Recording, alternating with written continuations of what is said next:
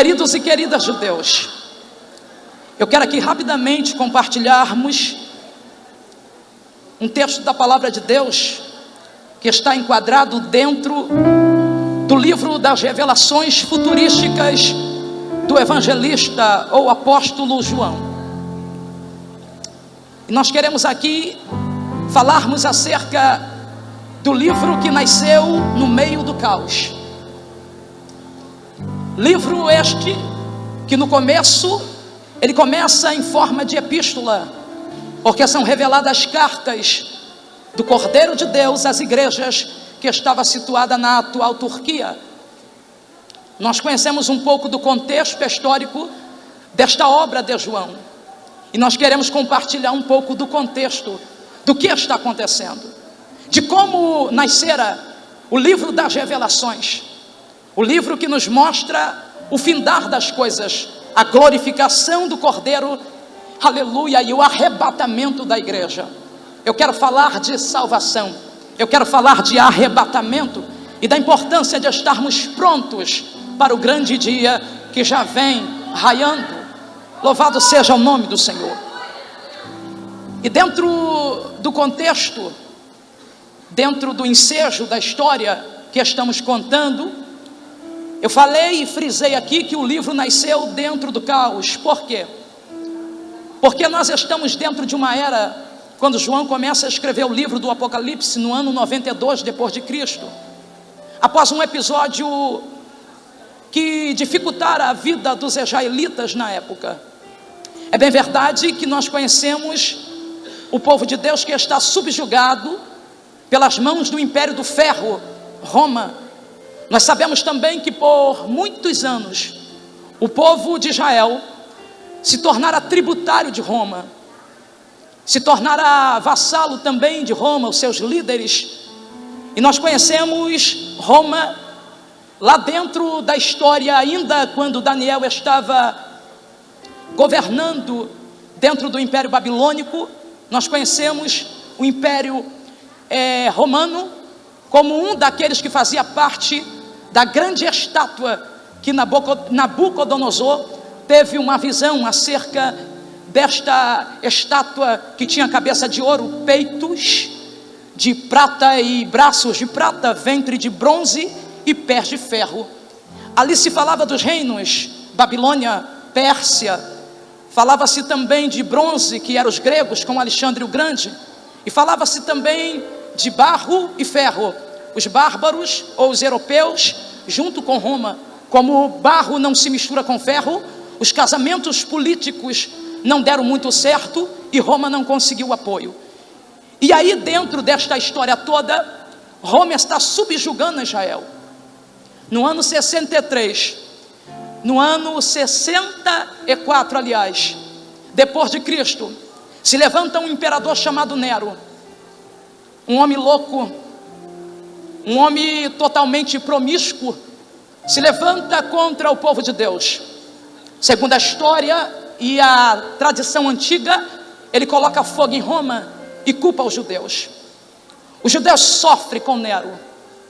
Depois, mais tarde, no ano 68 depois de Cristo, Nero se suicidou, tirou a sua vida.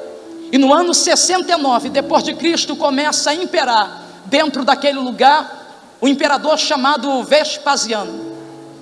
Esse Vespasiano era da linhagem dos imperadores Flávia. E dentro desta era, Vespasiano tomou uma atitude contra o povo de Israel, propriamente falando, a capital do reino sul, que era Jerusalém. Porque até então o povo de Deus estava cansado de ser massacrado, o povo de Deus estava cansado de ser humilhado, e alguns se revoltaram contra Roma, levantaram-se dentro da cidade de Massá e conseguiram matar alguns soldados romanos. O povo estava cansado de ser oprimido, estavam cansados de serem humilhados. Mas só que o poderio militar até então do povo de Israel não se comparava ao poder militar de Roma. O povo até conseguiu vencer algumas etapas da guerra, chamada de Guerra Santa, mas o povo não conseguira destruir os romanos. Nesse meio tempo, Vespasiano está imperando dentro de Roma. E aí, dentro desta era, ele tem um filho chamado Tito e outro chamado Domiciano. Dentro deste episódio, ele levanta seu filho, que é um homem de batalha, de guerra, chamado Tito. E na liderança do exército romano está Tito. Sobre o comando de Tito, Jerusalém vai ser sitiada. Jerusalém vai ser, aleluia, sitiada por Roma, a fim de que eles sejam aniquilados e exterminados. Neste meio tempo, o templo, aleluia, é totalmente queimado. Os muros que cercavam o templo é totalmente destruído. Eles conseguiram fazer pontes que levavam até os muros e lançavam também pedras nas catapultas, levando as pedras com fogo até dentro do templo, assim fazendo com que Israel perdesse, aleluia, totalmente a força, por causa do fogo que estava consumindo o templo. Sendo que o que está acontecendo agora dentro de Jerusalém, no mesmo dia em que, aleluia, no ano 586, Jerusalém caiu nas mãos de Nabucodonosor, neste mesmo tempo, neste mesmo ano, Jerusalém está caindo nas mãos de Roma.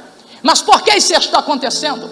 Porque segundo a parábola das bodas, Evangelho de Jesus Cristo, segundo escreveu Mateus, capítulo por número 22, a Bíblia vai dizer que um rei deu uma grande festa de bodas para seu filho, e ele mandou seus servos irem até os convidados, dizendo que as bodas já estavam preparadas, que já estava tudo pronto, o bezerro cevado já estava morto, já estava tudo pronto. Mas os convidados começaram a se excusar, começaram a renegar, começaram a dizer que tinham coisas mais importantes para fazer do que, aleluia, ir na festa que o rei estava provendo para seu filho. Como se não bastasse somente a recusa, eles começaram a matar os servos que tinham sido enviados pelo rei, aleluia, e começaram a fazer esses tipos de crueldade com esses servos. Alguém voltou até o rei e disse para o rei o que tinha acontecido. O rei ficou furioso dentro desta parábola e mandou dizer: por causa disso, aleluia, eu vou levantar o meu exército. Aí aqui a linguagem é metafórica. O exército que Deus vai levantar é Roma. Vou levantar o meu exército e vou mandar matar os homicidas e vou mandar queimar a cidade. Dentro disso o rei falou: já que eles recusaram o convite, vá pelas vielas, vá pelos becos, vá pelas ruas, e aonde vocês acharem alguém que seja bom ou seja mau, traga para minha casa, para que a minha festa se encha, porque os convidados rejeitaram ao convite do rei e aos profetas que Deus havia levantado. Porque dentro desta parábola o rei é Deus, aleluia, o filho que está sendo ali, que a boda está sendo dada para o filho é Jesus, os servos são os profetas, os convidados é o povo de Israel, que rejeitou o Messias, que rejeitou o convite.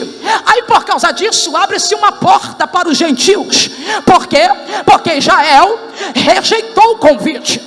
E eu só estou aqui hoje pregando porque Israel rejeitou o Messias. Eu só estou aqui hoje tendo oportunidade porque Israel rejeitou o Messias. Se não fosse a rejeição de alguns, outros não teriam tido oportunidade. Então na rejeição de uns surgiu oportunidades para outros. A porta se abriu para a Europa, a porta se abriu para Roma, a porta se abriu para os gregos, a porta se abriu para os egípcios, para os etíopes, a porta se abriu para a África, a porta se abriu de oportunidade para mim e para você.